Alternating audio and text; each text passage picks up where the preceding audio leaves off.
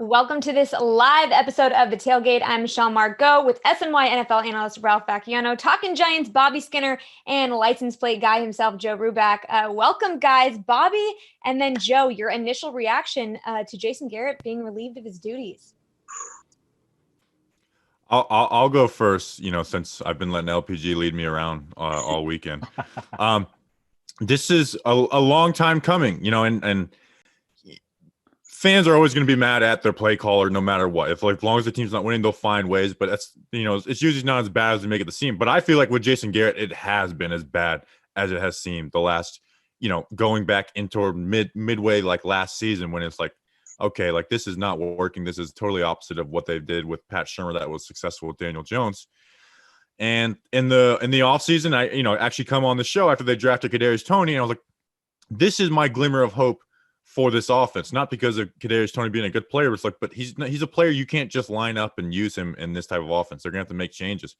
And they didn't. Jones looked good when everything was healthy, but it was still like they're kind of overcoming the scheme. Thomas went out, the receivers went out, and they kind of like banged through it. And then, despite what Joe Judge said, I do think last night was a boiling point on a decision that probably was thinking like, and I think we forget it's hard to fire people. It's a relationship business. It's not like they're the owners where it's like, hey, this is my team. No matter who I fire, there's always gonna be someone I want. Like this is a relationship business, and they don't want to fire guys. But so I was very happy. I think it's 11 months too late, but better late than never. Yeah, I'm with you on that, Bobby. Fan base is always going to point fingers at somebody, and Garrett's been taking that hate for a long time, and it's right. I get to see these games live, and I get to see the players come off the field, and I get to see the frustration over and over again, whether it's a player or a coach or somebody, and all eyes are on him. And when he constantly designs plays that are rollouts to one side of the field and literally has one option for Daniel Jones and then maybe a run. So two options. It's just not good to short side him like that. He's literally setting him up for failure. And I know it goes back to personnel, and maybe he's doing that for a reason, and maybe the line, and maybe this. I think the breakdown yesterday of receivers going into the same spots, it just looked terrible. Nothing was getting better, and it was time for a change. And the Giants are not really into in-season moves like this, and I'm glad they got it done. And you could talk about personnel, Joe, which is true, but like there's a 4th and 2, and 3 of your 5 eligible receivers are your jumbo tackle, Matt Parrott, Chris Mirak, who's literally a practice squad tight end, and then Colin Johnson, who's your 5th best wide receiver. Yeah. The results clearly speak for themselves. So, obviously Jason Garrett had to go, but I keep going back to, I just watched this offense for the last 2 years, and I have no idea what they want to be. I know what they say they want to be. I hear them talk about it, but I watch it on the field and there's no identity. They're not a running team like they said they wanted to be. They don't seem to have a coherent passing offense. And when you have that, and then you have, every game I'm like looking at my sheet going, did I miss somebody injured? Because where's Kenny Golladay? He hasn't been playing. Or where's Kadarius Toney? It's like they leave out their playmakers. There was just so much wrong with it. It was inevitable. If it didn't happen now, it was going to happen next week or after the season. And whether they want to do it or not, it's going to turn out to be a good thing. Yeah, I'm glad you said that, Ralph. There was a play yesterday. Golladay was literally 15 feet from me. He was spread out wide, and I'm looking at him, and the 2 wide receivers next to him was a 3 wide receiver set. Trips left was Slayton and Toney, and they were like, they didn't know who was going to be on, who was going to be off. Are you going right? You going left? They literally talking about it right before the play. And I watched Golladay shake his head like, are you guys kidding me? And this was like 2nd and long. And then, of course, the Giants run the ball up the middle, no yardage. I watched Golladay come off the field, put his helmet, very nonchalant, sit down like, yeah, of course it's going to happen. And I didn't realize it. Like, wait a minute. It's 3rd and 11 and you're coming off the field? Mm-hmm. I don't understand it. The one that killed me was the 4th and 1 at the Tampa 25. It was still a game at that point. And, they line up in their big, heavy package. And I think Colin Johnson was the receiver out there. And I thought, okay, well, they're just going to run it. It's going to be a quarterback sneak or a run to Barkley. But then they go into a play where they throw it. But you don't have your playmakers there to throw it to. No Golladay, no Kadarius Toney. what are you doing? You're exactly right. You're taking your best guys off the field in big spots. And you cut half the field in half with the bootleg too. And Yeah. I like to interrupt everybody. I'm sorry. No, it's fine. No, you're fine. No, that's right. I'm used. Ralph does it all the time to me, so really I do. par for the course. But Bobby, I do want to hear from you. How do you fix the offense going forward? I think you bring back elements of what Pat Shurmur did, but I always, and I nerd out about this stuff. I go nuts every week, breaking down every little thing. And something I chart every week is plays that have routes that are designed to go 15+ yard routes and plays that have one or less. And it's not perfect, but it's like downfield concepts, short concepts. And it doesn't mean you're even throwing it deep. And I look back to when Jason Garrett had COVID last year, Colt McCoy playing versus a very good Browns defense. And that was the most aggressive game plan. They didn't fire Jason Garrett. They got a 4-day notice on it. And the most aggressive game plan they had all year long was with Freddie Kitchen. So it's kind of taking what Daniel Jones' strength has been is like reading high to low, where with Jason Garrett, it's been pre-snap, look at their alignment, pick a side, read off one player, and it's short concepts. And it's not like, every big play from Daniel Jones has most basically been a contested catch, and he's been good at that. But it's like there's never been an opportunity to have the wide open plays because they never tested defense. They don't ever let the defense give the opportunity to make a mistake. Like, you don't realize how many times defenses just make mistakes. Like, people run 4 verts in Madden. You should run it in the NFL too, because a lot of times they only have 3 guys deep. So what happens? You got 4 guys deep. There's going to be someone wide open. I bring up there was never people who were just wide open downfield. There's 2 times where there was. It was Saquon versus the Saints. And then Austin Mack, who was maybe the slowest receiver we've had in the past 2 seasons, versus Washington last year. Wide open because they ran a 4 verts. They had 3 guys covering. He was the wide open guy, and your slowest receiver had a 50-yard gain. Ralph, you wrote a column the other day where you spoke to Louis Riddick about the Giants offense. What changes did he say were needed on that side of the ball? Well, it's interesting. When I talked to Louis Riddick, the ESPN Monday Night Football analyst, before the game, he pretty strongly hinted that this was a make or break game for Jason Garrett. I tried to get him to actually say it, but he just kept saying, if this offense does not succeed against a Tampa Bay secondary that's down to like their 4th and 5th corners, John Mara has to know changes are coming. Guys are going to look around wondering, am I going to be here? His point was basically that if Jason Garrett can't do it in this game, he can't do it at all.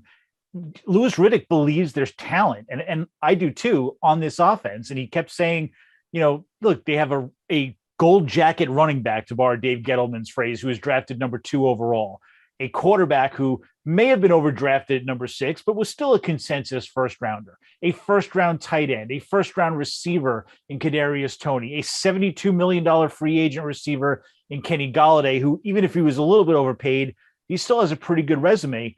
Those are some big-time playmakers if they're used right. And there's just no excuse, he thinks, for the fact that they haven't been used right. And this offense, it's not just bad, it's atrocious. I mean, teams are scoring 30 points regularly, and the Giants have scored 30 points once in Jason Garrett's tenure. You can't pin that on the players, not when you have so many of them that so many people around the league really thought highly of. And players get blamed too. Like, I think, I'm very harsh on Garrett more than anyone, but like, players deserve, blame as well. Like, the offensive line is bad. Yes. Outside of Andrew Thomas, you have a bad left guard, bad center, bad right guard, and bad right tackle. Like the best of those 4, Will Hernandez, got blown up multiple times last night. But at the same time, like, they were a bad offensive line in 2019. And I get, let's compare Kenny Golladay to Darius Slayton. Daniel Jones rookie year.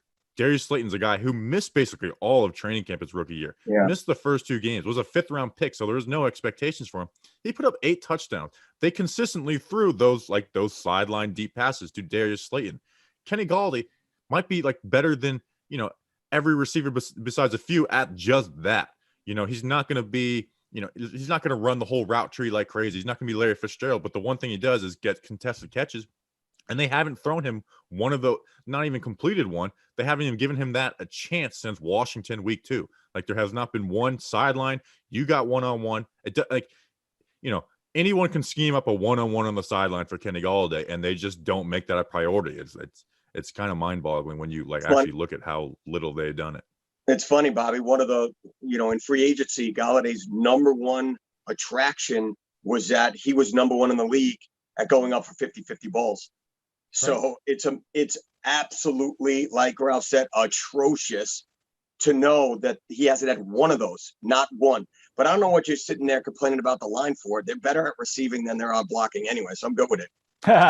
The Andrew Thomas has more touchdowns than Kenny Galladay and Kadarius Toney. And Tony, By the way, I don't usually like to pat myself on the back. I do every once in a while. But I actually called that. They said number 78 is eligible. And I know you guys remember this last year.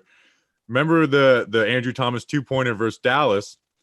There was videos of all the offensive linemen catching passes that week. Mm-hmm. They did that this week. And then you see 78's eligible. It's like, well, why would 78 be eligible? It's like, well, because they want to throw a trick play to him. So, and I love Andrew Thomas. So, I mean, that might have been the highlight of my year as well. So if the team does not have a miraculous comeback in the final 7 games this season, what do you want to see in the offseason from the front office, Joe? Talking offseason and draft already. I love it. Isn't it sad? It's so sad to say that. So, you know what? Louis Riddick actually hit the nail on the head on that as well. I give him credit, but then again, the whole entire Giants fan base has been saying the same thing. As a whole, we're tired of that, Michelle. We're tired of talking about the draft. We're tired of talking about what we're going to do in the offseason. We're tired of talking about, but we had a better second half. But we played really well in the third and fourth quarter. We're improving. That's done already. So we're tired of these empty promises. Heads need to roll. It started today. I do think Joe Judge is the man. I think he's an intelligent football mind. I think I don't know if his hands are tied. I don't know if he gets to make those decisions. If you listen to his press conference last night, something was bound to happen because he was at a boiling point himself. I don't think Dave Gettleman is going to survive. I think he's going to take a nice cushion office job somewhere with the Giants. They won't fire him. Maybe they will. But I do believe that he'll be somewhere giving some kind of information to people around the front office while the Giants go out and get maybe a young, hungry, modern day general manager. That's what I want to see on the offseason.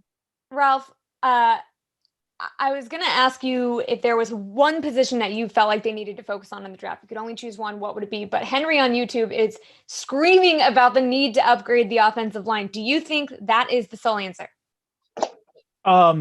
Yeah, I mean, I think it's a big part of the equation. I think with 2 first-round picks, whoever the general manager is, it's a crime if one of them is not a lineman. And I don't care at this point whether it's center, guard, tackle, whoever the best lineman is in the draft at that spot, wherever they're picking, they have to take them. Because if you solidify the wall in front of your quarterback and running back, everything is going to work much better. This Giants offense would at least be competent.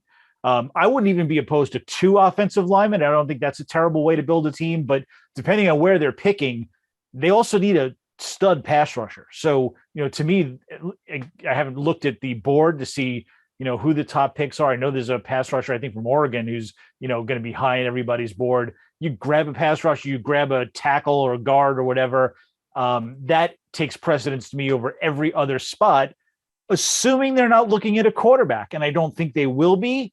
I don't think the quarterbacks are going to be very good in this draft, but it's, I've heard people say, look, they're going to have to think about it because with 2 first-round picks, they could move up to number 1 if they like a quarterback enough. Joe, what are your thoughts? Oh man, I had the same thought in the offseason coming into this year. This was Daniel Jones's 3rd year.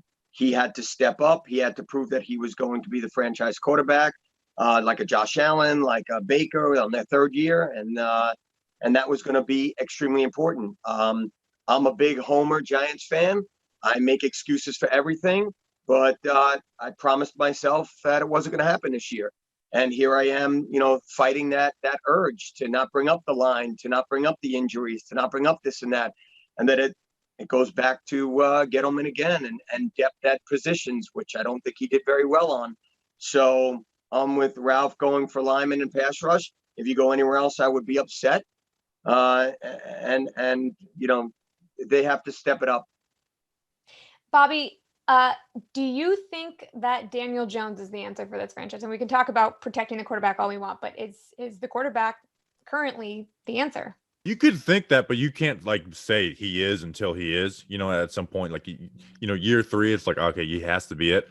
I like Daniel Jones more than most people, and I get nerdy and like the X's and O's and stuff.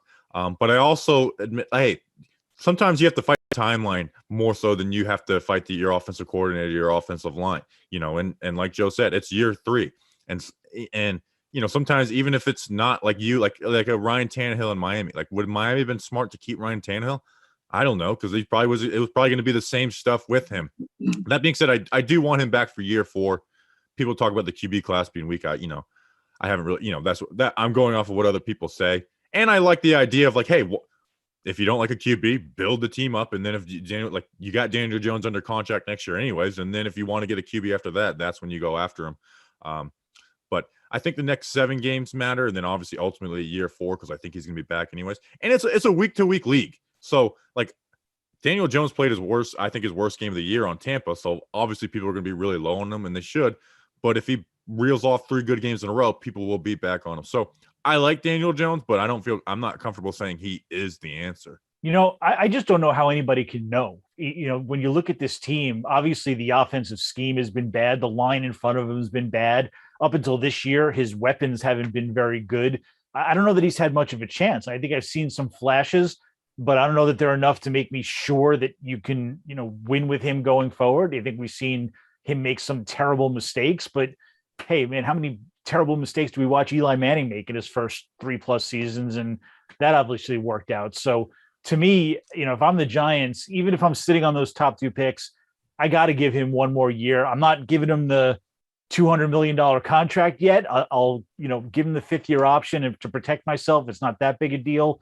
But I want to see more. I just don't know that he's been in a good situation to get an evaluation either way.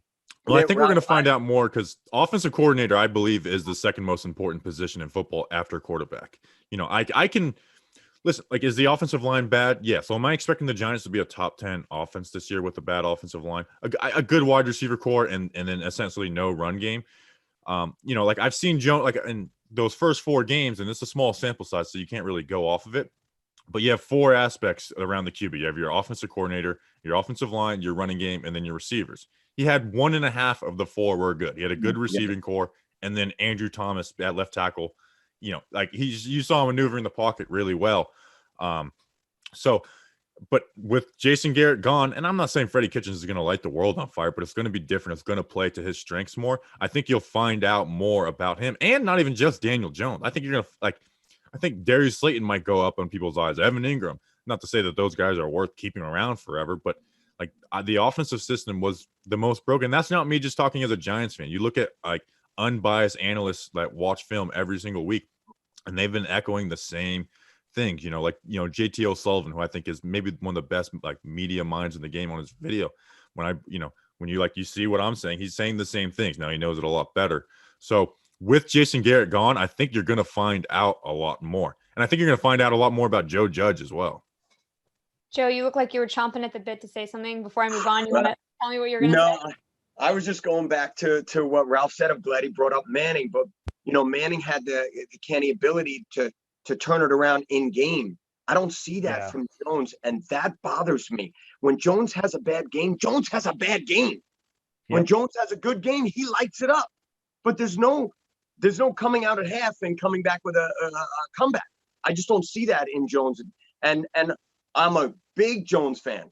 I really am. So I do want him to be the guy. I do want to give him that 4th year. So we're all on the same page when it comes to him. I just wish that I came a little sooner. And Bobby, going back to what you said in regards to Freddie Kitchen and changing it up, you're damn right he's got to change it up, because whatever was happening wasn't working. So of course he's got to take whatever he's seen going on now with what Garrett was doing, and he better change it up, because nothing is working on offense. So you mentioned earlier, Joe, that you like Joe Judge. Bobby and then Ralph, do you think that Joe Judge is the right coach? If you would have asked me on Friday, I would have said it was time to move on, because I think, like I said before, I think the most important thing in the world in football is how you call an offensive game. And that was, I felt like, the biggest negative. Now he's not calling the game, but he's the head coach. He controls that, and it's not like he's a defensive coordinator head coach where it's just kind of like with Pat Shurmur. It's like, how much blame do you give him for the defense? Because he's not really that much involved. But with the firing of Garrett, I'm not giving like a total like fresh, clean slate, but I am partially like, okay, let's see how this happens. Let's see, how much of this was Jason Garrett and how much of this was you. Because there's things I do really like about Joe Judge, how he handles the team, how he gets his team to buy in, handling the day-to-day stuff. But again, my biggest issue with him was the most important thing on a football team, and it's the way you call offensive play. So there's things I like about Joe Judge, and let's see if he can fix the biggest issue I had with him. Yeah, I'm undecided on Joe Judge as well. I mean, his record's not good. It's 9-17, and certainly he was starting from scratch, and he started in the middle of a pandemic, and I get all that. And they showed fight at the end of last year, which I liked.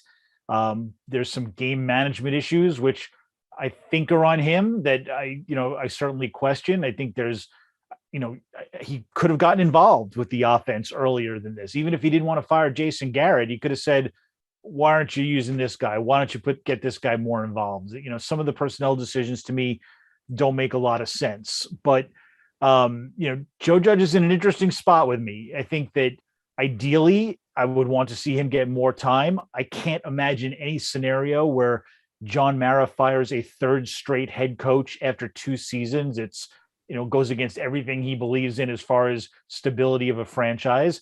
On the other hand, I don't love having a new GM come in and being told, here's your coach, because that, if nothing else, it puts Joe Judge on an immediate hot seat for the next year, because that GM has his own ideas of who we might want to bring in. So it's all a big mess. But, to answer the question whether I think he's the right guy or not, I think we need to see more. I think there are signs he could be, but he's pretty inexperienced, and he's definitely not an instant winner.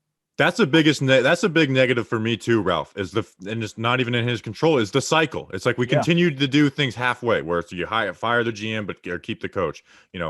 Fire the coach, keep the GM, and it seems like you hamstring yourself with GM GM candidates. Because right. I think we're all assuming Gettleman's gone. And I don't think they're going to go. I would hope so. They're not going to go within and just stay the same. So it's like, how many times are we going to do things halfway? Why don't you get someone in here who's on the same mindset? Even if that meant bringing in a new QB as well. Like, it's like, are they going to be going shooting for the playoffs next year with a new GM, or are they going to rebuilding? Like Joe Judge isn't going to want to rebuild in year 3 as much as fans may say it, or ownership may say it's patience. Like you can't lose 3 years in a row and keep your job. It just won't happen. So he'll essentially have a playoffs or bust mandate, which, don't get me wrong, I want to make the playoffs next year. Right. But if they're bringing in a new GM, what are we doing? Are we rebuilding, or are we, doing the same thing they did in 2018?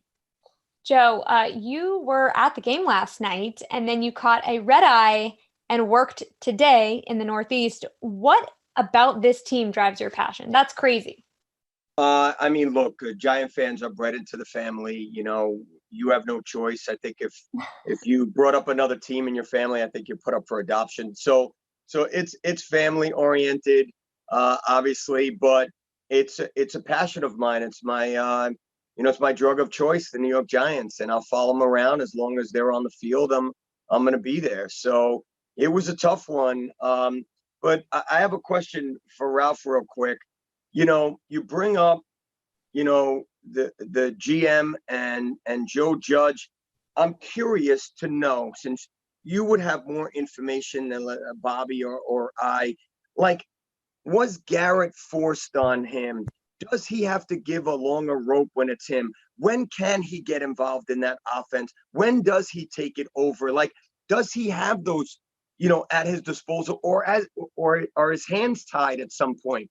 Because that really goes a long way to knowing whether Judge stays or goes. Yeah, I think his hands were tied to a point. I don't think there was ever anything explicit where they said, you must hire him. You don't interfere with him. He runs the offense. But it clearly, and I know with other candidates, Jason Garrett's name came up in other interviews. So there was definitely John Mara wanted Jason Garrett to be part of the organization. And it was a strong suggestion that Joe Judge should hire him. I think on the day of Joe Judge's press conference, I think John Mara's quote was, "I certainly wouldn't be upset if he hired Jason Garrett as offensive coordinator." Well, you're a 38-year-old rookie head coach that nobody else was giving a job to, and the owner says, "Congratulations. By the way, I'd really like it if you'd hire Jason Garrett." You're going to hire Jason Garrett. Now, once you do that, that's fine. Jason Garrett's, he's a qualified football coach, but after that, you would think that he would have the freedom to step in and say, "Hey, this is not working the way I wanted. Let's do this and this and this instead." But again, there's your inexperience. I can't remember if it was Louis Riddick or someone else said this to me. As a young first-time head coach, you don't approach this like Bill Belichick, who can go to anybody on the staff and say, "You're doing this and you're doing it now," which is what Tom Coughlin used to do. Nobody did anything that Tom Coughlin didn't know about or want to have happen. But I don't know that Joe Judge feels like he has that authority because he's so young and so new. If you don't think that John Mara is knocking on Judge's door and saying, "Hey, by the way, I'd love for you to sit with Kevin Abrams after this," you got another thing coming, because he's number one on that list. No question. Actually, he's 1 and 2 on that list, and Giant fans are going to go ballistic. I'll see you guys later. I personally think Kevin Abrams is a brain trust. I think he's extremely knowledgeable and extremely good at the position. But staying in-house, Giant fans are going to go ballistic. This gets me in more trouble with fans than anything else. I say it all the time. I've said it the last couple of years in regards to them keeping Dave Gettleman. John Mara does not like change in the front office because it is filled with not only family members, but longtime employees. A new GM coming from the outside could fire absolutely everybody. And he said it. He does not like that kind of turnover and turmoil, which is why ever since George Young, it's always been somebody in the family. And I think their plan all along when they hired Dave Gettleman at age 66 was he would groom Kevin Abrams as his successor. Kevin was a cap guy who had his football portfolio that would be increased. And, I think it's going to be a tough sell, but I absolutely think he wants to sell it. I think he needs to, my personal opinion would be go outside, listen to people outside the organization, get a harsh critique from, someone from the Chiefs organization, or just, again, like you said, a young general manager someplace. But I would agree that, Kevin Abrams might be 1 and 2 on the list if there's any way he can sell it. And he might be a good GM, but it's not going to be a popular choice with the fans. I'll tell you, I see Kevin Abrams on the sideline every game. Take that for what it's worth. Every single game. I didn't see that back in the day, but I see him. And when was it? Whenever Gettleman was hired, wasn't Abrams going over to the Lions or something? And the Giants, he was going somewhere, and the Giants were like, no. Yeah, I think he interviewed with the Lions. Yeah, and it was, "Please don't go, stay," and whatever they worked out, some kind of Tom Quinn magic, and he stayed, and is rocking with him ever since. And I can only imagine that was wink, wink, stay because you'll be here. Interesting. Very interesting. All right. Last question. Very important. Do you think that you guys beat the Eagles this Sunday? Whoa, we're going to beat the Eagles, Bobby. You're done right. We owe them. I'm flying up to Jersey on Friday. I'm undefeated in Giants games I attended. Oh, whoa, Wow. You were at the games Monday night. They lost. Jason Garrett got fired. That's a win. So I'm undefeated in Giants games that I've attended. I'm going up. I've got a few, things on the agenda for getting up there, but I always plan to win. My plan is to never lose. So yeah, the Giants are winning on Sunday. Well, we owe them. Come on. It's been so long since we've had some victories versus the Eagles. It's such a pain in the butt. Every time I look forward to this game and I look on the schedule and I see what the records could be, and here come the Giants with not a good record, which means we're going to hear EAGL all over the stadium, which is going to drive me bananas. But we owe them. We owe them from last year. Football, you have those memories of not letting us get into the playoffs. Yeah, win more than 6 games. Yeah, thanks. I know. The point is they kept us out. I'm still angry about that too. It's going to get really, really, really ugly if they lose. Part of me almost wants to experience that though, with the Strahan and like the Trimers. Like I kind of want to feel that environment of just pure anger from the fan base. And Ralph better be talking that and not the score. Yeah, yeah, exactly. Jeez.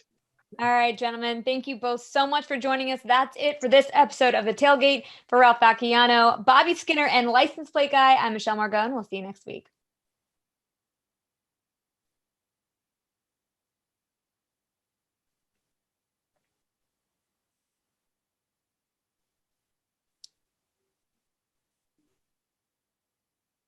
I don't know if we're clear. I hope we're clear.